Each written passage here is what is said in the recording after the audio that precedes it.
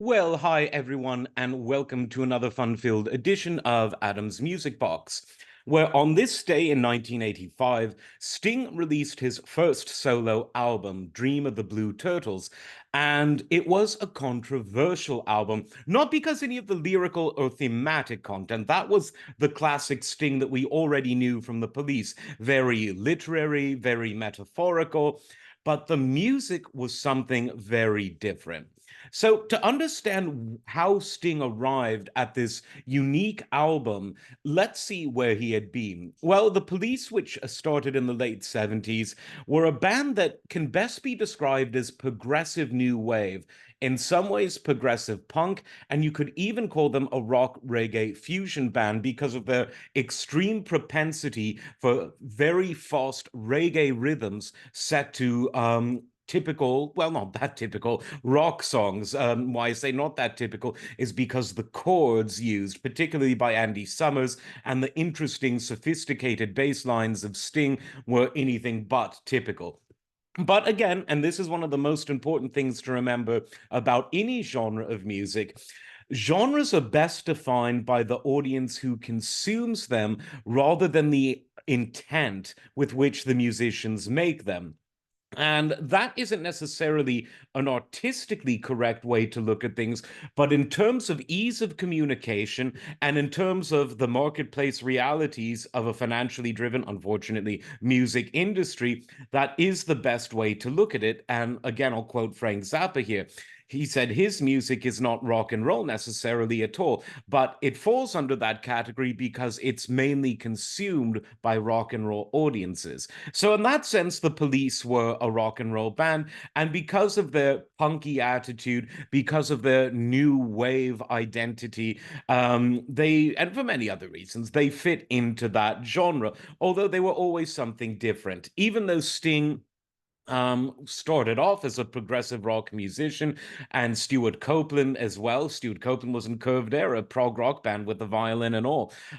They knew that in the late 70s in the UK, where they were formed, punk was the thing. So they needed something that kind of sort of smelled like punk, but without dropping the very rich and very textured and very sophisticated musicality that Sting and Stewart possessed, which the majority of traditional punk musicians do not.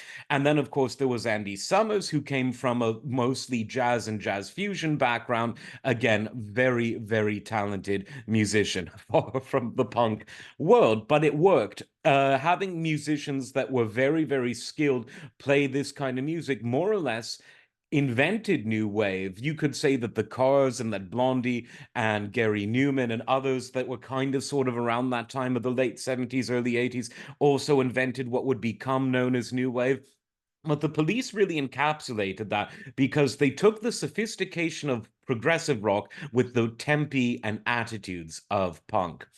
The Police, though, went out on top. They were one of the few bands to do that. The top selling album, they were touring around the world, and they called it quits after Synchronicity.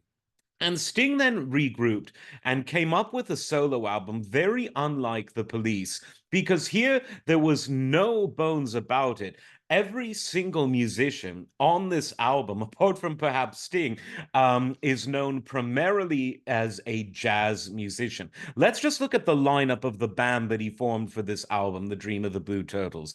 You had Omar Hakim on the drums, wonderful jazz and jazz fusion drummer. Bradford Marsalis on saxophone, one of the great saxophonists to come out and really take the jazz world by storm in the 80s. And of course, he briefly played for Jay Leno in his band in the 90s, but found that that was a bit too constraining for him. Although jazz musician Kevin Eubanks, one of the greatest guitar players of all time, became a much longer resident of the Jay Leno Tonight Show band, mainly because he enjoyed the jokes and Marsalis did not. But Eubanks, wonderful jazz guitar player. Don't sleep on him at all. Listen to his albums. But I digress. So we've got Omar Hakim on the drums, Bradford Marsalis on the saxophones. You've got a man whose life was cut short, sadly. He died in his early 40s, but the great, at that time, young jazz pianist Kenny Kirkland on the keyboards. Wow. And although Sting primarily known as the bass player, Daryl Jones also provided bass. These were all jazz musicians, in some cases jazz fusion, but they were not in the rock world. They were not used to being on albums that were on the rock charts unless they got hired as a session musician who came and left. But Sting's band that he put together was a real band. It was more than just session work for these musicians. They were involved in the arrangements, they were involved in the touring, and they gave the album a very unique sound. The harmonic qualities of the album, borrowing much more from jazz and jazz fusion than rock, the sensibilities of the vocals, even the production sounded much more like what for lack of a better word we could call the jazz pop of the 80s. Some would call it light jazz, but that term is or smooth jazz even, but those terms have become terms of derision. I'm talking about bands like Spyro Gyra, bands like the Yellow Jackets, the stuff that David Sanborn, who was a great jazz and funk saxophonist, but he went into the pop jazz realm in the 80s very successfully. Those kinds of things, the album's production qualities were much more reminiscent of that than of the rock hits of the time, which were, things like Def Leppard and Twisted Sister and Poison. Van Halen's still very much going strong. This album did not sound like that, but nor did it really sound like the electrofunk of people like Prince or the soul electrofunk of people like Michael Jackson. It didn't sound like the new wave pop rock of your Duran Durans or your Talk Talks before Talk Talk themselves went jazz, but they hadn't quite gone sort of jazz fusion yet.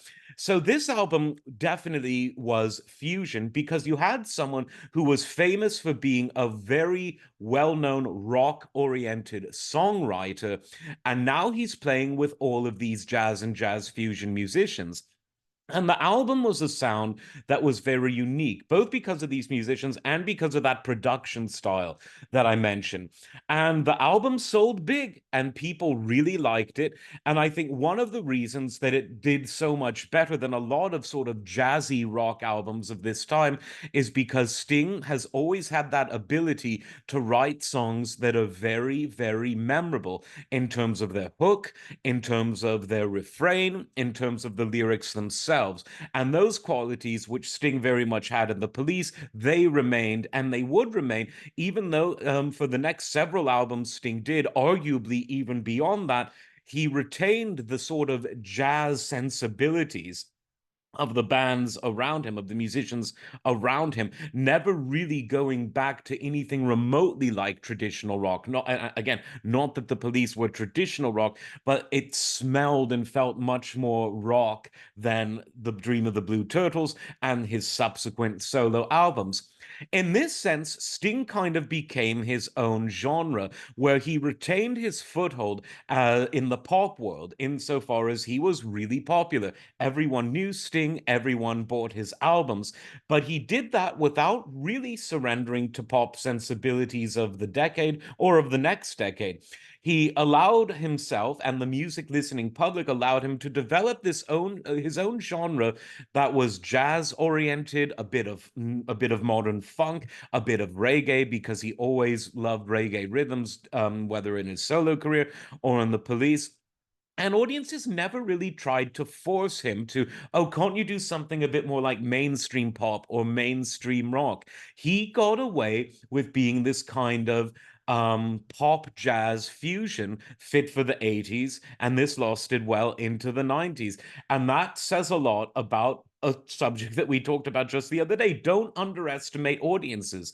Don't predict that they only want to hear the same thing over and over again. If something is well played, well arranged, well written, and well produced, and has something to, stick in people's memory, if it's memorable music, people will listen to it. And Sting's album, controversial because of how different it was than anything on the top five album charts of 1985, he proved that. And even though the production was very much of that 80s pop jazz style, it nevertheless withstands the test of time. Like, subscribe, and we will see you next time. Take care.